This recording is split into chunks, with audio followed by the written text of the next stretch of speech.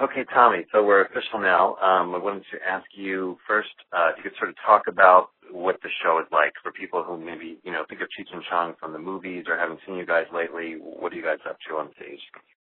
Well, the show is much like a comedy musical because we got War, probably the greatest rhythm and blues band ever to come out of the 60s. And we're it's going to be like a full on old time passion kind of party where we play music, we laugh, we joke, we have a good time. Cheech and Chong come out and we act like the icons that we are, and we do a little Q&A, and then we bring War out and we do a couple of songs with War, and then we leave the stage and War stays on and plays until intermission. And then we take an intermission, and then we come back very theatrical. The lights lower, and then Cheech comes on stage, and it's like a play now. And then it's called The Undercover Cop. And so we do our old Dave's Not Here bit. We do some bits that we've never done on stage before. Santa Claus and his old lady, Dave's Not Here, and our classic iconic bits, and then we put them into like theatrical pieces, and then after we do our classic bits, then we bring War back out, and they play their hits, and then toward the end of the War set, Cheech and Chong come out, and we do our musical hits, and then we do a big sing along at the end. And sing up and smoke, and everybody's had a good time. That's the end of the show. Right.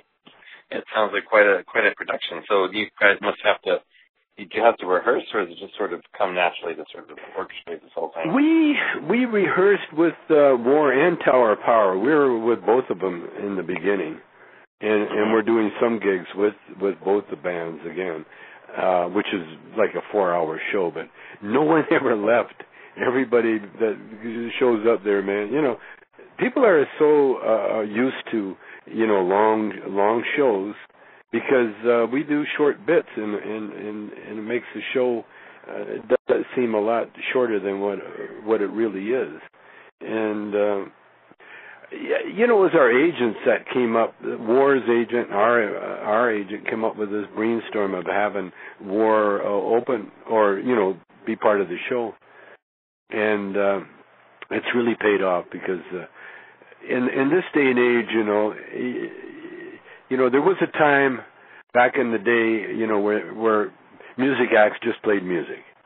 And then they started having comedians come out to get booed, get ridiculed, because the audience at one time just wanted to hear the bands. Well, we're at the social media age where everybody's got ADD, and so we give them a little bit of everything. And at the end of the night, everybody's very satisfied. They just don't want just music. They don't want just comedy, but they want just everything, and that's what we give them, everything. Along those lines, is it different to try and get a laugh these days? Is it harder or easier, or do you find that different bits connect and that didn't connect before, or how does that for you on stage? What's your perspective? Well, the rule of comedy is that you have to connect with your audience. That's the rule, And a lot of it's regional, but like I said, with the social media, a lot of it's universal. And so we can do jokes now, not only in America, but we can do them in Europe, or we can do them in Australia. And they get over. There's some universal experiences that everybody has, and smoking pot, I think, is the most universal experience there is on the planet today, and I think that's attributes to Cheech and Chong's longevity, is because when all else fails, light a joint. Everybody understands that one. Right, yeah, it's the universal language there. Yeah, the big connector, and then we connect with the audience. Like I do my homework. I find out what little town. We find out the little gossip in certain areas. So we drop these little truth bombs on them, and as long as you do that, the audience, as long as the audience is involved, then you got a show. It's when the audience and the performers disconnect, and that happens, because but not with us, because we've always been part of the audience. It always seemed that Cheech and Chong just walked out of the audience and got on stage.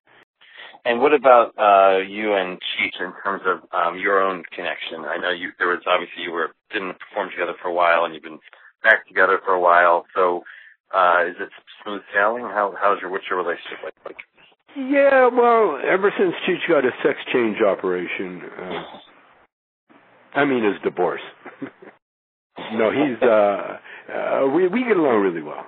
Actually, you know what it was? What happened is that when we were younger, we played out our string. We did as much as we could together back then, and then we either had a breakup or the act would have just died on its own. And so we've always been so in tune with what's going on that we just naturally went our different ways. It was a natural progression. I learned how to do stand-up. Cheech went on to act in a ton of movies with different directors. So he learned how to be a stage or a screen actor. I learned how to be a stand-up comic. I taught my wife how to become a stand-up comic. And so when we got back together at the end, we both had a really interesting new things that we could do, and so that's what really kept us alive. The fact that we did break up really helped us stay together.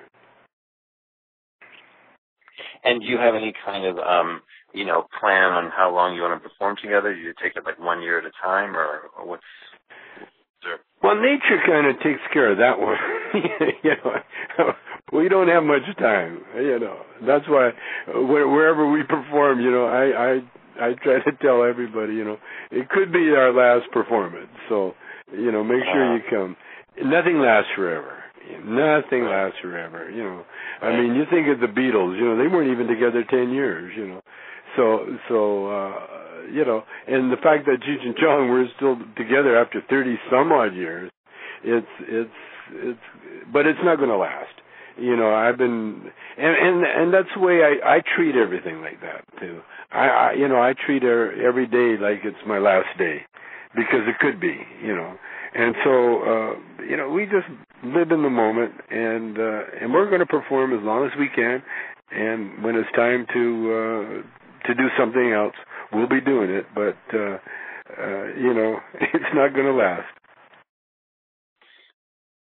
And I think I read that you had some health issues recently, right? You had a cancer scare, is that right? Yeah, prostate cancer. I got diagnosed with prostate cancer. Then I underwent some pretty extensive marijuana hemp treatments, and then I got reevaluated a couple of months later, and the cancer disappeared.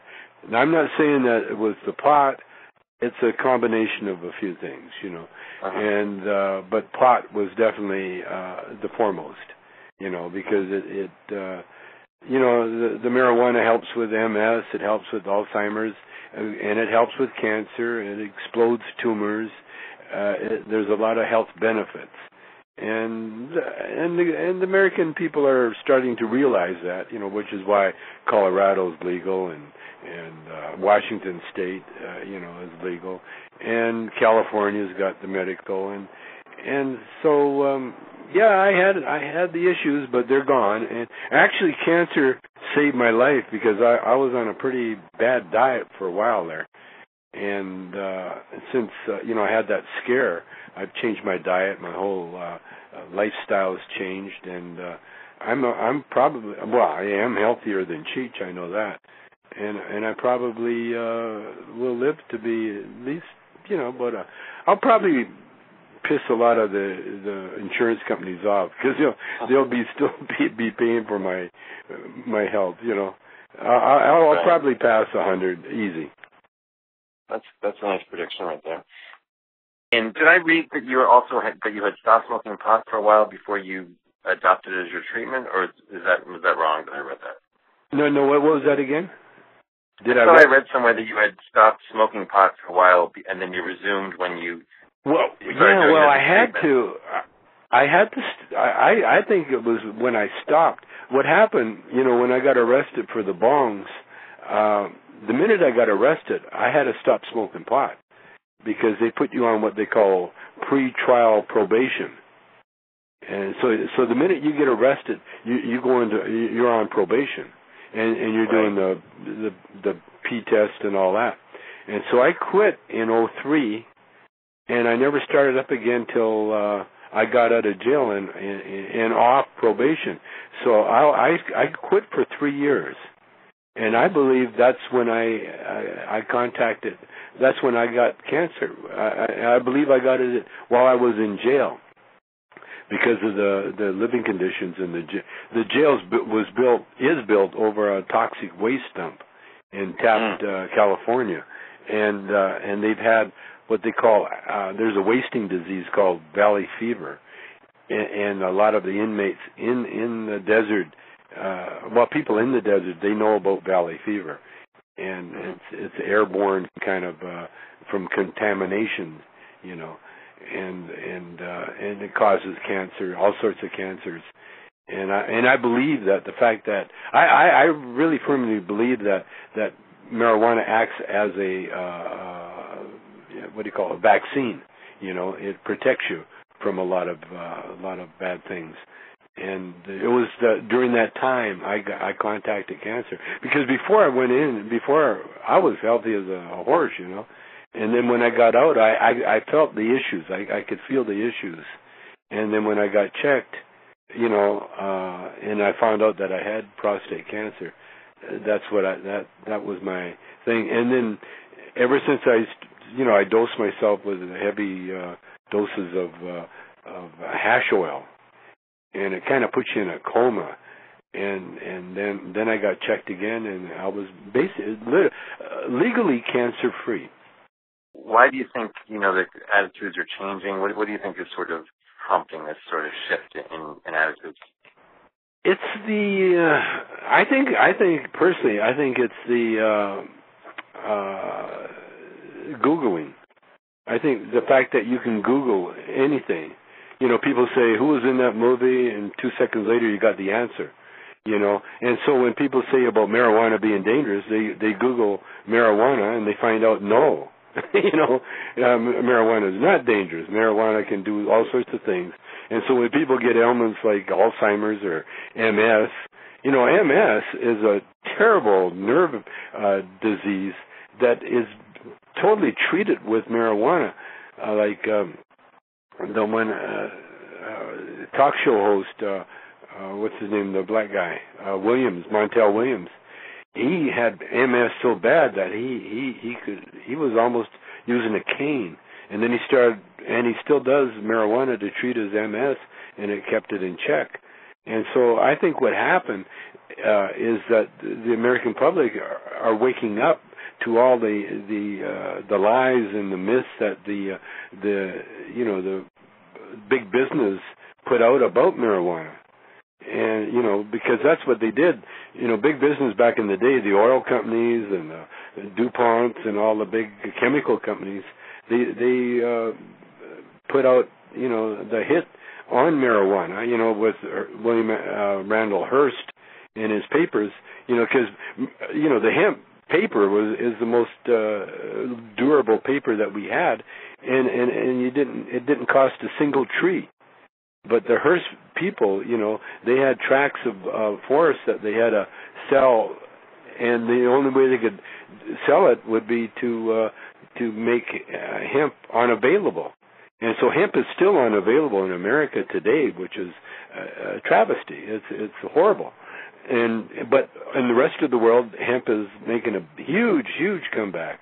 And marijuana as a recreational use, as a sleep aid, as a dietary aid, as a MS, as a protected, it protects you. You know, there's a lot of these serial killers. You know, these guys that go into theaters and kill people with AKAs. You know, a lot of it was caused by the pharmaceutical legal drugs that they were taking for their depression. And had they been on marijuana, none of that would have happened. So we're as a people, as a nation, we're getting educated, and the more educated we become, the more legal and the more available marijuana will become to everybody. And do you think that, you know, I guess it was 10 years ago when you were arrested and pled guilty, do you think that wouldn't have happened today because the world has changed that much? To sort of, you know, have we moved away from that, you know, sort of... Totally. I went to jail because of the Iraqi war. I mistakenly thought that America would be too involved in fighting a war and fighting terrorists than they would be in incarcerating me for selling a bong. It was a paraphernalia law that they enforced. And I was the only one that went to jail, and they wanted a name. And because I represented, you know, From Up in Smoke, the movie, it was even in the indictment that because I should go to jail because I made movies that made fun of law enforcement agencies. And that was the only time it could have happened was back then, under those circumstances. Because, you know, it was during the Republican term in office. You know, whenever there's a Republican in office, then the war on drugs heats up. Because it really is a war on Democrats and war on people. And whenever a Democrat's in office, then the war subsides. But the trouble is, these laws, they're hidden, and they stay on the books. And we're finding out, you know, thanks to social media, that the government has been operating illegally for many years, and continues to do so. And so, while we feel that we live in a free society, the only freedom that we really have is the freedom of information that people have been given us, you know, and risking going to jail, you know, like the Snowdens and all the ones that have been blowing the whistle on America, you know, thanks to those people, you know, that nothing's really, we're learning the truth about these people, you know, and the truth is that America is controlled by big business, and big business, you know, the ones that are getting the tax breaks and that are using their tax break money, I call them money hoarders. You know, the Republicans, a lot of Republicans are hoarders. You know, they can never get enough money. And so they'll cut social programs, they'll do all sorts of things, and they'll do things like war on drugs, you know, the war on pot, which is really, you know, a war on poor people. And all that is ending because we're learning the truth, and the truth shall set you free, and it set me free. And ever since I got out of jail and become an activist, you know, my life has really just improved to, you know, I mean, my health has improved, my outlook has improved, and these people, they're all going to go down like Dick Cheney and George Bush, you know, and Richard Nixon, you know, and Ronald Reagan. We'll put them all together. You know, those guys are going to be all lumped together in history as losers, and because they are, you know, and the winners like the Jimmy Carters and the, you know, Bill Clintons and the Barack Obamas now, they're going to go down in history as saviors. Do you think that you have gotten funnier over the years? I mean, all this, you've been through obviously a lot of major ups and downs, the stuff we talked about. So does that make you just sort of, do you think you're more in the moment when you're on stage, or more appreciating, being sort of getting to entertain people and being in that position? Well, no, you know what happens with old comedians? We develop we become iconic. We become very iconic. A lot of people now, they want to see us not to laugh, but really to be in our presence. To be, it's like a historical moment. There they are. It'd be like if the Beatles got together. They wouldn't have to play a note. They would just have to stand on stage, and everybody would just stare at them. Much like the Stones. And that's where we, like the Stones, people don't want to hear any new tunes or anything. They just want to see them. And if they never played a note, the people would still be, wow, there they are, And that's what Cheech and Chong, that's what we've become iconic. And as far as being funny, yeah, I mean, we can be funny, but it's really hard to laugh at icons as much as you would, say, the latest, the new like Louis C.K., for instance. To me, he is one of the funniest guys out there. But in a few years, he'll become iconic, and people will remember him for being that funny guy. But he doesn't necessarily have to be funny at that particular moment.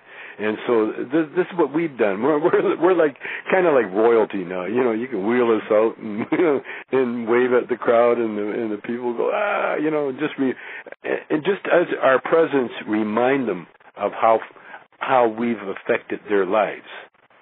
More than anything now, when we appear anywhere, people want to meet us to tell us how we affected their lives. And to me, that means more than having someone, to actually,